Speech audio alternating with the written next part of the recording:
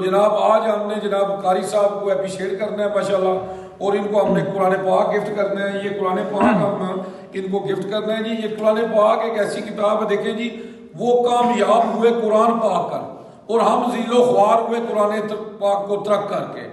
आज हम अब इस पर अमल करें। अल्लाह कुरान पाक की कसम देता है कि मेरे पास महफूज है और इसको कोई बदल नहीं सकता। अगर हम इस पर अमल करें तो हमारी जिंदगी बदल सकती है। तो मैं क्या बयान करूं सल्लल्लाहु अलैहि वसल्लम की शान में। अल्लाह ने सब कुछ नाज़िल कर दिया है कुरान में। अम्मा आयशा से किसी ने पूछा आप सल्लल्लाहु अलैहि वसल्लम की सीरत क्या है, तो अम्मा आयशा फरमाती है कुरान कुरान। आप सल्लल्लाहु अलैहि वसल्लम फरमाते हैं कुरान पढ़ा करो, कुरान पढ़ा करो, ये क़यामत के दिन तुम्हारी सिफारिश करेगा। अल्लाहुम्मा सल्ली अला मोहम्मद व आले मोहम्मद जी। कारी साहब बिस्मिल्लाह जी। और जी कारी साहब कैसे हैं आप, ठीक हैं?